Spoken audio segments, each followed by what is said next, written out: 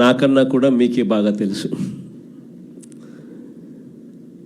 కలియుగంలో ఉన్నాము, రాక్షస రాజ్యంలో ఉన్నాము అని చెప్పడానికి ఈ రాష్ట్రంలో ఈ 12 నెలలు 11 నెలలు ఈ పాలన చూస్తే ఎవరికైనా కూడా ఇట్టే అర్థమవుతుంది. అంతటి దారుణమైన దుర్మార్గమైన పాలన మనం చూస్తూ ఉన్నాం. ఇలాంటి పరిస్థితుల్లో ఇలాంటి రెడ్ బుక్ పాలన జరుగుతూ ఉన్న,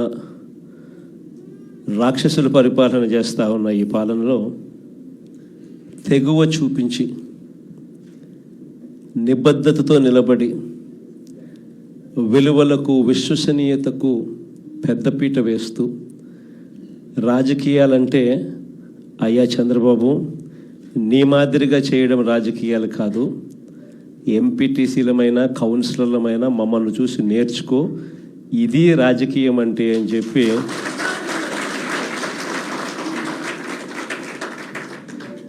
విలువలు విశ్వసనీయతకు ఇది అద్దం పట్టే రాజకీయము అని చెప్పి చంద్రబాబు నాయుడు గారికి కూడా చూపించే గొప్ప తెగువతో అందరూ కూడా గొప్ప తెగువ చూపించారు. మీ అందరి తెగువకు, విలువల పట్ల, విశ్వసనీయత పట్ల మీరు చూపించిన నిబద్ధతకు మీ అందరికీ కూడా హ్యాట్స్ ఆఫ్ తెలియజేస్తాను.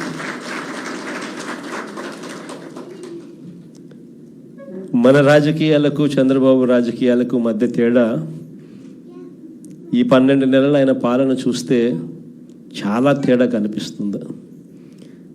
అసలు రాజకీయాలు అన్నది ఒకవైపున మనల్ని చూసినప్పుడు రాజకీయాలు అటువైపున కనిపిస్తాయి. ఈ 12 నెలలు చంద్రబాబు నాయుడు రాజకీయాలు చూసినప్పుడు రాజకీయాలు ఇటువైపున కనిపిస్తాయి. ఇద్దరి మధ్య తేడా అంత ప్రస్ఫుటంగా కనిపిస్తూ ఉంది. మనమేమో మన రాజకీయ జీవితం అంతా కూడా, మన ప్రస్థానం అంతా కూడా ఎప్పుడూ కూడా ప్రజలు మనకు అధికారం ఇస్తేనే మనం తీసుకున్నాం. దొడ్డిదారిన వెన్నుపోట్లతోనూ మోసాలు చేసి ఏ రోజు కూడా మనం రాజకీయాలు చేయలేదు. మరోవైపున చంద్రబాబు నాయుడు చూస్తే ఆయన ప్రస్థానం అంతా కూడా స్టార్టింగే వెన్నుపోట్లతోనే స్టార్టింగ్. అక్కడి నుంచి మొదలు పెడితే ఆయన ప్రస్థానం సొంత కూతుర్నిచ్చిన మామను ఎన్టీ రామారావు గారిని వెన్నుపోటు పడడం దగ్గర నుంచి మొదలు పెడితే, ఆ తర్వాత అధికారం కోసం ప్రజలను ఒకసారి కాదు, 2 సార్లు కాదు, ఎప్పుడు ఆయన జీవితం అంతా కూడా ప్రజలను కూడా వెన్నుపోట్లు పొడుస్తూనే ఆయన రాజకీయాలు సాగిస్తూ వచ్చాడు. ఆశ్చర్యం కలిగించే విధంగా ఇద్దరి మధ్య తేడా కనిపిస్తుంది. గొప్ప మున్సిపాలిటీ, నిజంగా ఆశ్చర్యం కలిగించే మున్సిపాలిటీ. చంద్రబాబు నాయుడు గారు ముఖ్యమంత్రి కాకమునుపు ఇక్కడ ప్రజాస్వామ్యబద్ధంగా ఎన్నికలు జరిగితే ప్రజలు ఓట్లు వేస్తే ఈ కుప్పం మున్సిపాలిటీలో 25 వార్డులకు గాను వైఎస్ఆర్సీపీ 19 గెలిచింది. తెలుగుదేశం పార్టీ గెలిచింది కేవలం 6. మరి తెలుగుదేశం పార్టీ గెలిచింది కేవలం 6 అయితే 25లో 19 వైఎస్ఆర్ కాంగ్రెస్ పార్టీ తరపున ప్రజలు ఓట్లేసి వైఎస్ఆర్ కాంగ్రెస్ పార్టీని గెలిపించిన పరిస్థితులు ఉంటే మరి మున్సిపల్ చైర్మన్ ఎవరు కావాలి? వైఎస్ఆర్ కాంగ్రెసే పార్టీ తరపు నుంచే కావాలి కదా. కానీ అక్కడ కూడా దౌర్జన్యాలు, ఏ స్థాయిలోకి దౌర్జన్యాలు ఉన్నాయి అని అంటే ఏకంగా బెదిరించి మున్సిపల్ చైర్మన్ రాజీనామా చేయించి వాళ్ళ దగ్గర తీసుకోవడం, వాళ్ళ పార్టీలోకి తీసుకోవడం. అంతటితో కూడా ఆగిపోవడం లేదు. చంద్రబాబు నాయుడు స్వయంగా ఇది కుప్పము, నా మున్సిపాలిటీ, నేను ముఖ్యమంత్రి, నేను రాక్షస సామ్రాజ్యానికి రాజుని, నేను ఒక రాక్షసుడిని, నా కుప్పం నియోజకవర్గంలోనే ఎలా రాక్షస పాలన చేయాలో నేను నేర్పుతాను, రాష్ట్రం అంతా కూడా తెలుగుదేశం వాళ్ళంతా కూడా ఇలానే రాక్షస పాలన చేయండి అని చెప్పి ఇక్కడి నుంచి సంకేతం ఇస్తున్నాడు. ఇచ్చి బలవంతంగా ఈ మున్సిపల్ చైర్పర్సన్ పోస్టు కూడా వీళ్ళే తీసుకున్నారు.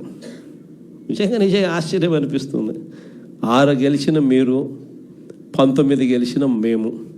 అయినా ఈ కుప్పం మున్సిపాలిటీలో మీరే చైర్మన్ అని చెప్పి మీరంతకు మీరే చెప్పుకుంటూ మీరంతకు మీరే ఒక్కొక్కరికి 50 లక్షలు.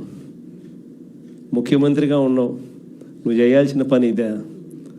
ప్రజాస్వామ్యం అంటే ఏమిటి అని చెప్పి ప్రజలకు నువ్వు అద్దం పెట్టి చూపించాలి.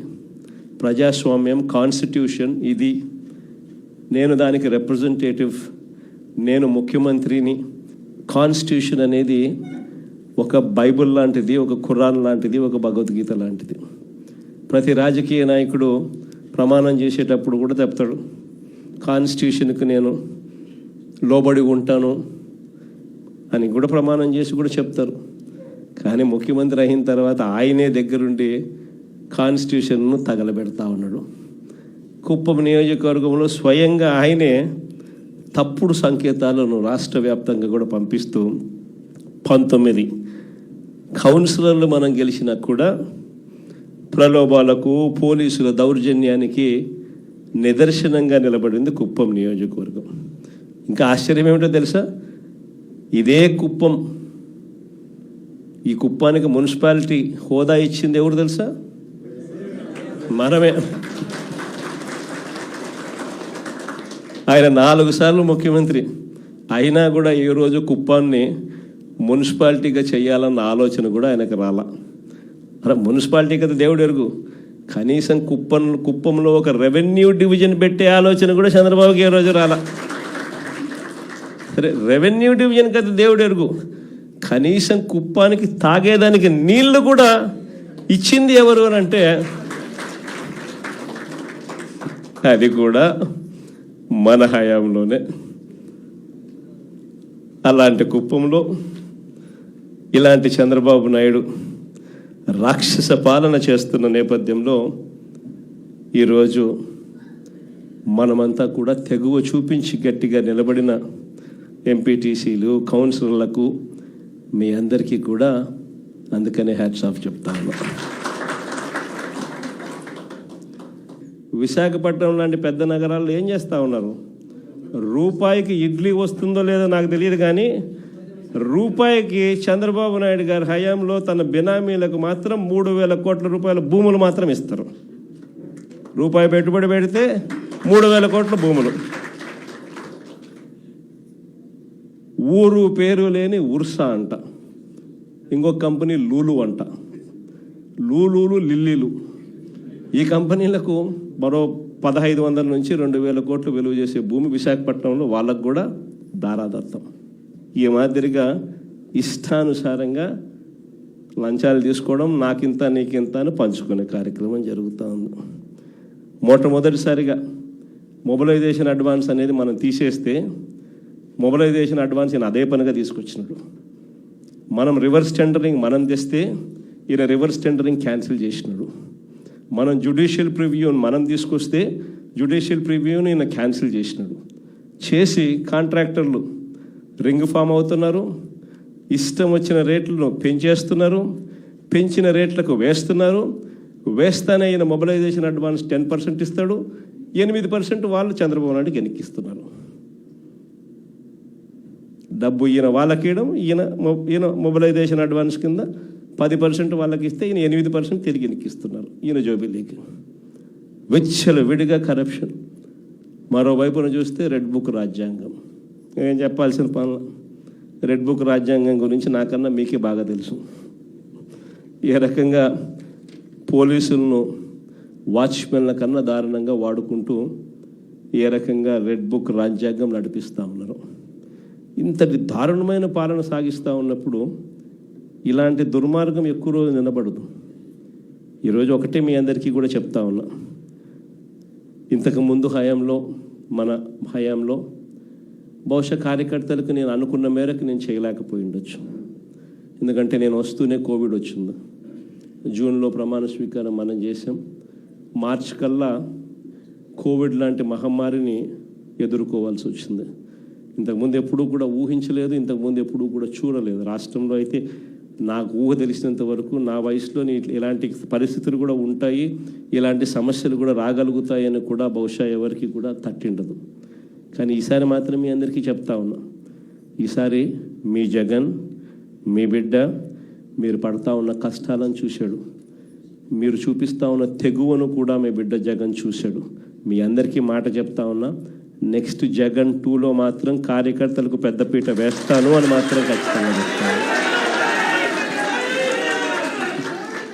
రాష్ట్రంలో